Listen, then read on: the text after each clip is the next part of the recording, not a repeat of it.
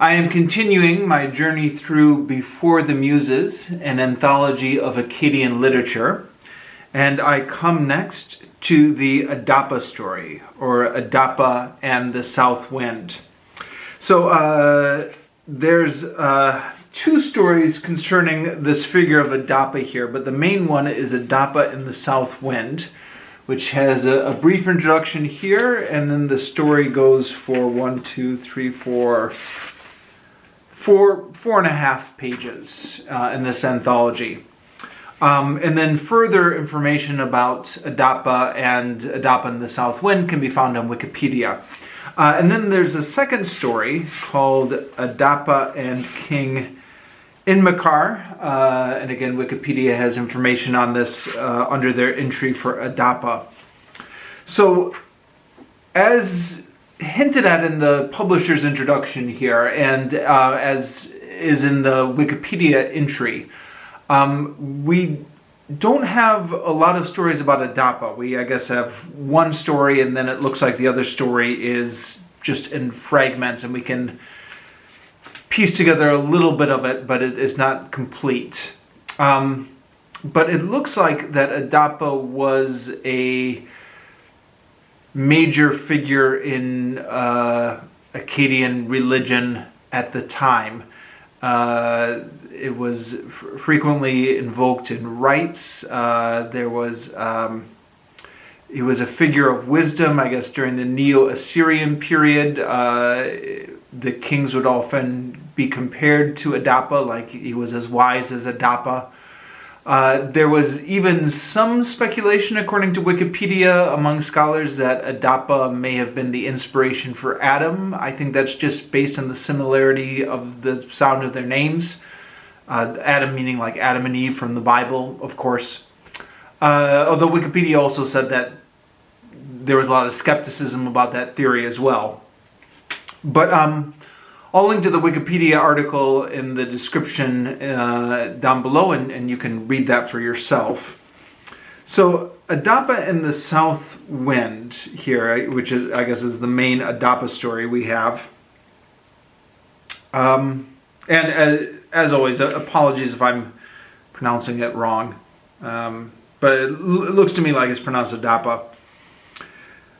So Adapa was a wise man, and he was the priest of Eridu, the god of wisdom. It states in the Wikipedia entry that according to this tale, Adapa was one of the first wise men in the land of Kish after the flood. So I guess after the flood, humanity was kind of in need of guidance, and Adapa was like the first wise man, or something like that. That is not evident from this text. So perhaps Wikipedia is drawing on other texts or a different tradition. But yeah, that's information I got from Wikipedia. According to this text, what happened is Adapa, being a pious priest, he's gifted by Eridu with all sorts of magic. He's out on his boat sailing one day, and the boat gets capsized by the south wind. And according to the publisher's introduction here, the south wind was considered especially powerful, I guess, in Mesopotamian myth.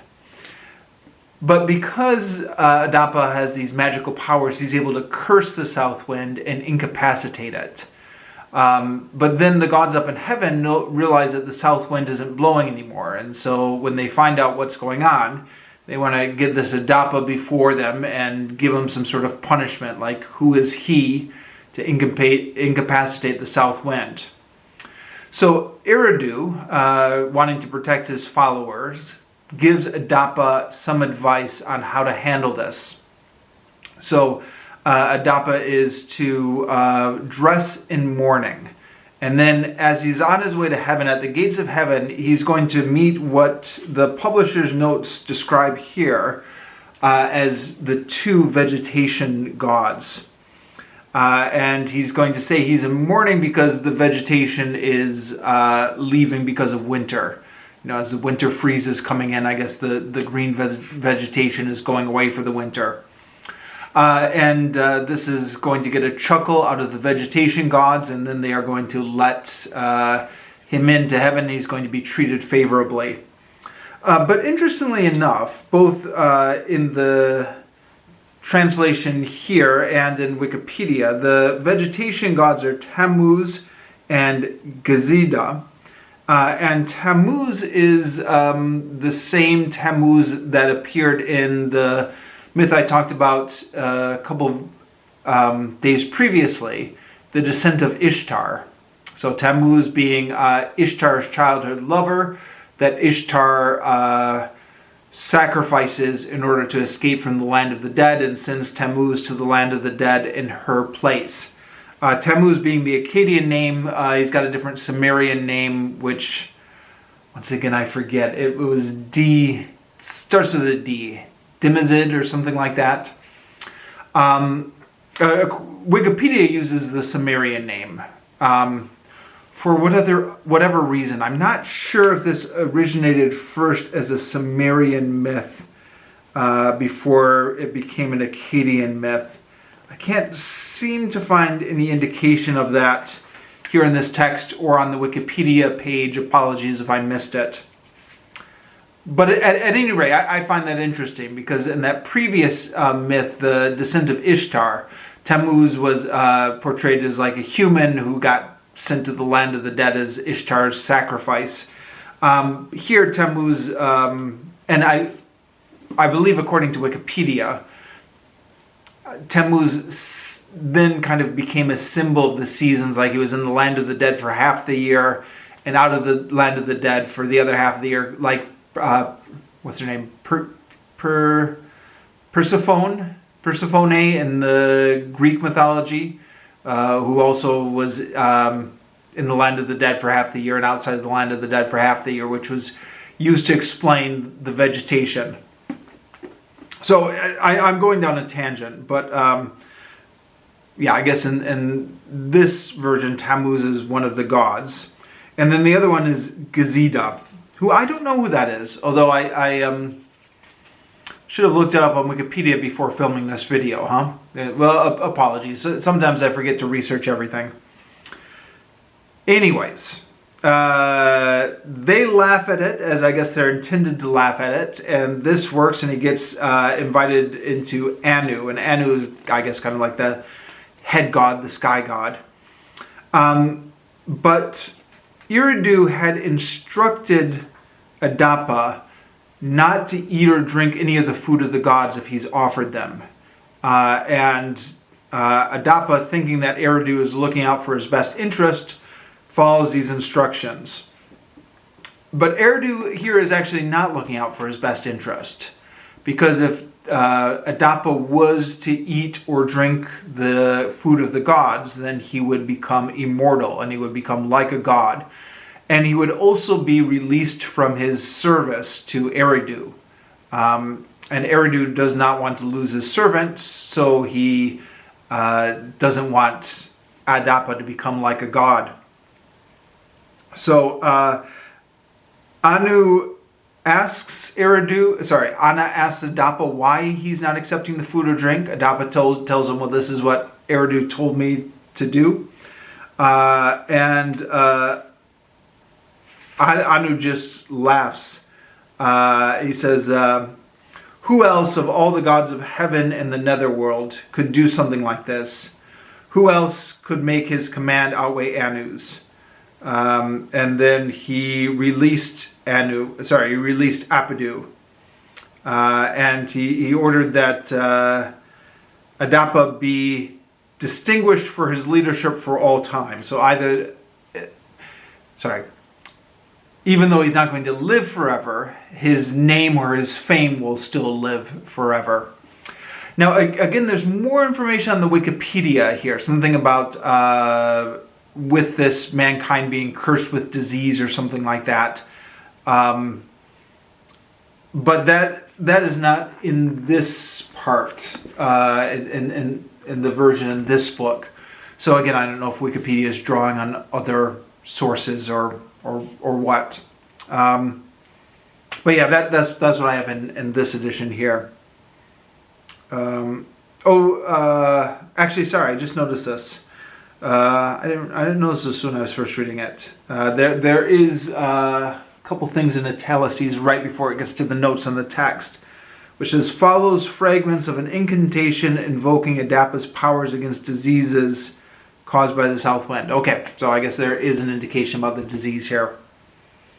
Then the other one is Adapa and Enmerkar. Enmerkar, I guess, is an ancient Sumerian king on the Sumerian kings list. And this is only just like half a page, or a page and a half, or not even, two half a page, making one whole page. And I don't know if you can see here on this camera, but it's just very fragmenty. So we very little complete sentences, making it a little bit hard to understand what's going on. But Adapa and Enmerkar, this early Sumerian king, are going into a coffin. I guess possibly there's somebody long dead that they want to see again or something. They open the coffin. We don't know what happens because it's fragments. But whatever is there, they're horrified by it, and then they seal up the coffin so that nobody else can open it again. And yeah, that's as much as we're able to work out. But going back to the earlier story, Adapa and the South Wind, where Adapa does not become divine, he does not eat the fruit of the gods. Apparently, according to the introduction here in this book, it says, much has been written about this bitter little tale, including biblical comparisons, and many different constructions have been put on it. Later Mesopotamian scholars incorporated the story into incantations as a means of identifying and localizing the magical powers of Adapa for medicinal ends.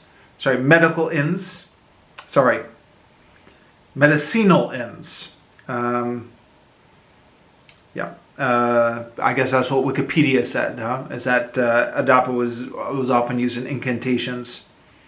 Some Assyriologists see in this text an etiology for the origins of magic, though others will read here a somber Mesopotamian statement on the lot of mankind. So that even though mankind will faithfully serve the gods will still begrudge the immortality being bestowed on mankind. I guess is well, or who knows? Who knows what the meaning is? But something about the fate of mankind.